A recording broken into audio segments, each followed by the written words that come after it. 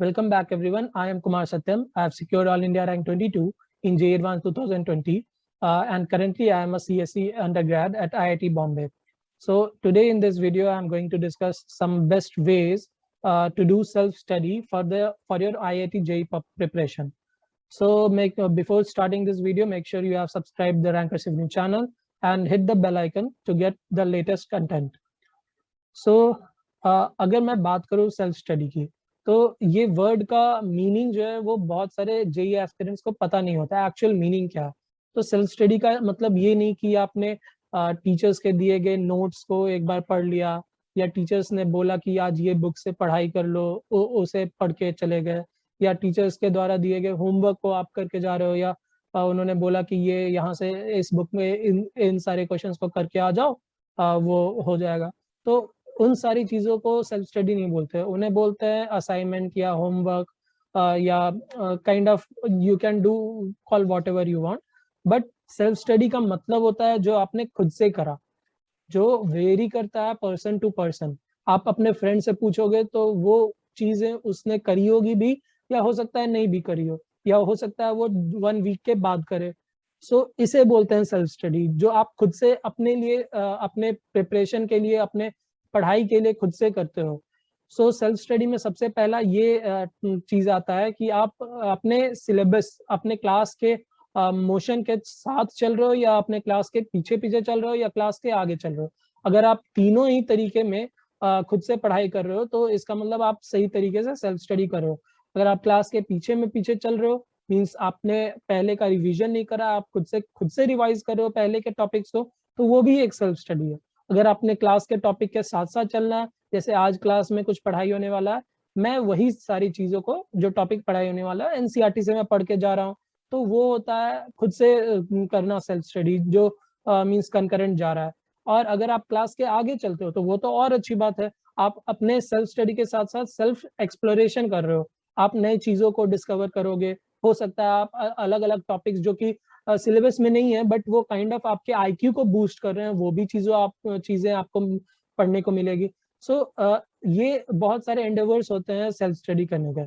सो अगर मैं बोलूँ कि बेस्ट तरीका क्या है सेल्फ स्टडी करने का, जो कि ऑलमोस्ट कोई भी बंदा कर सकता है, मीन्स कोई भी स्टूडेंट कर सकता है irrespective of their IQ strength, तो वो उसमें सबसे फर्स्ट टॉपिक क्या होगा, फर्स्ट स्टेज क्या होगा कि आप अपने बुक्स डिसाइड करो, आप कौन से बुक्स कब करने वाले हो सकता है कि आपके टीचर्स ने कुछ बुक्स रेफर करे होंगे आपको कि इस बुक को आपको थ्योरी खत्म होने के बाद प्रॉब्लम्स की तरह, मींस प्रॉब्लम शीट की तरह यूज करने हैं, तो आप उस बुक को कब बना रहे हो।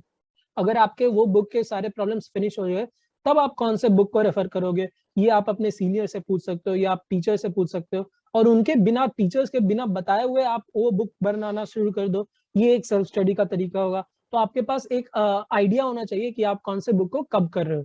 जैसे हो सकता है एनसीईआरटी ले लो आप, तो एनसीईआरटी का वैल्यू क्या है, मैं आपको ये सेल्फ स्टडी के फॉर्म में बताता हूँ।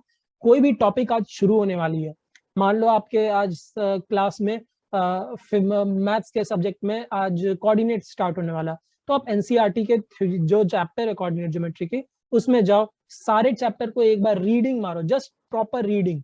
आप बिल्कुल बेसिक से स्टार्ट करो और लास्ट के थ्योरी तक रीडिंग करो। क्वेश्चंस बनाने जरूरी नहीं है अभी, वो बस आप रीडिंग करो। और अब आप जाके क्लास में बैठो तो आपको देखो चीजें अच्छे तरीके से समझ में आएगी। अगर आप फिजिक्स ले लो तो आप सेम चीज एचसी वर्मा से कर सकते हो सकता है कि अगर आप एक दिन पहले नहीं करे तो जिस दिन पढ़ाया गया उसी दिन खुद से आप एचसी वर्मा को पढ़ रहे हो, या फिर टीचर्स के नोट्स जो हैं वो नोट्स पढ़ने के बाद आप एचसी वर्मा को पढ़ रहे हो या कोई दूसरी बुक को पढ़ रहे हो। तो ये काइंड ऑफ एक सेल्फ स्टडी का तरीका हुआ। और साथ में इसके अगर आप जो चैप्टर्स फिनिश हो जा रहे हैं उनके क्वेश्चंस करने के बाद, प्रैक्टिस प्रॉब्लम्स करने के बाद आप एक नए रेफरेंस बुक को बना रहे हो, या फिर आप प्रीवियस ईयर क्वेश्चंस को बिना बोले ही बना रहे हो, तो वो एक अच्छा तरीका होगा अपने मीन्स नॉलेज को या अपने प्रैक्टिस को बूस्ट करने का, अपने जेईई प्रिपरेशन के सेल्फ स्टडी मोड को बूस्ट करने का।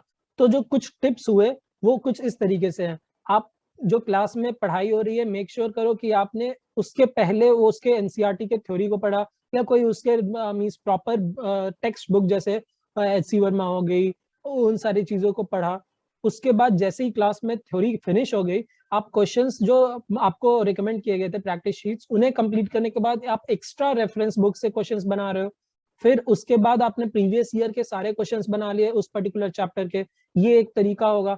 उसके बाद भी अगर आपके पास टाइम मिलता है तो आप कुछ अच्छे क्वेश्चंस ऑनलाइन प्लेटफॉर्म्स पे देखो, जैसे हो सकता है आप अपने फ्रेंड्स के साथ अनअकैडमी के प्लेटफॉर्म्स पे आप डिस्कस कर सकते हो कुछ नए क्वेश्चन, जो कुछ टफ क्वेश्चंस है वो आप मींस किसी बाहर के एग्जाम्स के कुछ टफ क्वेश्चन सिमिलर टॉपिक से रिलेटेड आप उन्हें बना सकते हो। आप बिल्कुल जेईई एडवांस के लायक बन जाओगे कि आप कभी भी जेईई एडवांस का पेपर बना रहे हो तो आपको कोई उसमें प्रॉब्लम्स नहीं होगी। आपके अच्छे अच्छे क्वेश्चंस का इतना सारा प्रैक्टिस हो रखा होगा कि आपको नए क्वेश्चन से कोई कभी डर नहीं लगने वाला। और क्या है सेल्फ स्टडी के टिप्स कि आप करंट सिलेबस के साथ साथ जो पहले के सिलेबस हैं, हो सकता है लास्ट के 1 ईयर में, या आप नया मीन्स आपका नया सेशन स्टार्ट हुआ है तो लास्ट के 1 मंथ में या लास्ट के 2 मंथ में जितना भी आज तक पढ़ाई हुआ है, उन सारे टॉपिक्स से रिलेटेड एक पेपर दो। आप साथ में उस पेपर्स में से क्वेश्चन जो आपके एरर हुए उनके टॉपिक्स को आप एक बार खुद से रिवाइज करो। तो ये खुद से जो आपने करा बिना किसी के कहे हुए कि आपने क्यूमुलेटिव एग्जाम दिया, उस तरीके के एग्जाम्स उस तरीके के एग्जाम्स ही जो है वो आपको हेल्प करेंगे जेईई एडवांस के लिए। सो ये जो सेल्फ स्टडी का सबसे बड़ा अगर मैं बोलूँ मिस पॉइंट तो वो होता है कि बच्चों में कॉन्फिडेंस बहुत ज्यादा बढ़ जाता है। तो आपको कॉन्फिडेंस लेवल बढ़ानी है, अच्छे बनानी है, बट ओवर कॉन्फिडेंट नहीं होना है। क्योंकि मैं आपको ये बता दूं कि अगर आप अपने घर पे सेल्फ स्टडी करके कोई एक पर्टिकुलर पोजीशन हासिल कर रहे हो, तो मैं आपको ये भी बता दूं कि बहुत सारे ऐसे बच्चे हैं जो कि दिन में 14 घंटे, दिन में 15 घंटे पढ़ाई कर रहे हैं और वो एज अ रेगुलर पढ़ाई कर रहे हैं। उनका कोई वो सेल्फ स्टडी नहीं है, उन्हें वो टाइम शेड्यूल ही बनाया गया है पढ़ाई करने का। तो सोचो उनका सेल्फ स्टडी किस तरीके का होता होगा। सो हमेशा ही अपने कॉन्फिडेंस को बूस्ट करके रखना है, बट ओवर कॉन्फिडेंट नहीं होना। आपको इसमें अपने रिफ्रेशमेंट टाइम को थोड़ा एस्केप करना पड़ेगा। आपके जो मीन्स वॉइड टाइम्स आपको मिलते हैं, आपको उन्हें यूटिलाइज करना पड़ेगा। साथ में आपको ऑनलाइन अगर जैसा कि अभी ऑनलाइन टाइम पे चल रहा है, आपको बहुत ही पीसफुल वे में सेल्फ स्टडी करना चाहिए कि आप अपने घर के डिस्ट्रैक्शन से दूर हो। आपका एक सेपरेट स्टडी प्लेस होना चाहिए जहाँ पे आप बिल्कुल फोकस्ड हो हर समय। आपको उस समय किसी दूसरे घर के रिलेटिव से कोई डिस्ट्रैक्शन नहीं हो, कोई डिस्टर्बेंस नहीं हो। और साथ में अगर आपने कोई अच्छी चीजें, नई चीजें सीखी हैं, तो मेक श्योर करो कि आप अपने क्लास में भी अगर आपको चांस मिलता है तो आप उसे अच्छे तरीके से पार्टिसिपेट करके अपने दोस्तों को या अपने टीचर्स को बताया करो। तो उससे क्या होगा कि एक माहौल बनेगा जहाँ पे लोग आपको अप्रिशिएट करेंगे, आपका क्लास में परफॉर्मेंस इंक्रीज होगा, आपका क्लास में इंपॉर्टेंस इंक्रीज होगा, आप थोड़े मीन्स अपने आप को आप थोड़ा स्पेशल फील करने लगोगे। तो वो आपको बहुत ही पॉजिटिव माइंडसेट क्रिएट करेगा, जो कि आपको फर्दर आपके जेईई प्रिपरेशन में बिल्कुल आपको हेल्प करने वाला है। आपके एग्जाम्स में आपका वो कॉन्फिडेंस बिल्कुल लोअर होने नहीं देगा। अगर आपका कभी किसी पर्टिकुलर एग्जाम में मार्क्स लेस भी आ जाते हैं तो आपके पास बहुत सारे फ्रेंड्स या बहुत सारे टीचर्स ऐसे होंगे जो आपको मोटिवेट कर रहे होंगे कि नहीं, एक बार होता है, अगली बार अच्छा मार्क्स आ जाएगा। तो इस तरीके से आप अपने जो नए नॉलेज आप सेल्फ स्टडी के थ्रू सीख रहे हो, या कोई आपका एक अलग अप्रोच है किसी पर्टिकुलर टॉपिक को एनालाइज करने का जो कि आप सेल्फ स्टडी के दौरान पाए हो, तो उन्हें अपने फ्रेंड्स के साथ भी शेयर करना। और साथ में अगर आप देखो तो मैं सेल्फ स्टडी में एक और पॉइंट आपको ऐड करना भूल गया कि जो भी चीजें आपको पढ़ाई जाती हैं उन्हें रीड करने के साथ साथ आपको उनमें कॉन्सेप्चुअल थिंकिंग भी करनी है। जैसे कोई एक पर्टिकुलर टॉपिक है, उसमें आपको ट्राई करना है ये सोचने का कि क्वेश्चंस किस तरीके से बनाए जा सकते हैं। कोई एक फॉर्मूला दिया हुआ है तो आपको ये सोचना है कि किस तरीके से उस पर डिफरेंट क्वेश्चंस बनाए जा सकते हैं। कोई डेटा पॉइंट दिया है, कोई डेटा पॉइंट मिसिंग है, हम कैसे उस मिसिंग डेटा पॉइंट को फाइंड कर सकते हैं। या फिर कोई एक पर्टिकुलर टॉपिक है जो कि बहुत टफ है समझने में, आप उसे कितने अलग अलग रेफरेंस बुक से पढ़ाई करते हो या आप उन्हें स्किप कर देते हो। तो ये चीज मायने रखती है, जो कि आपको काइंड ऑफ आपके कॉन्सेप्ट की अंडरस्टैंडिंग को इम्प्रूव करेगा। सो ये सारी कुछ टिप्स थे आपके सेल्फ स्टडी को बूस्ट करने के।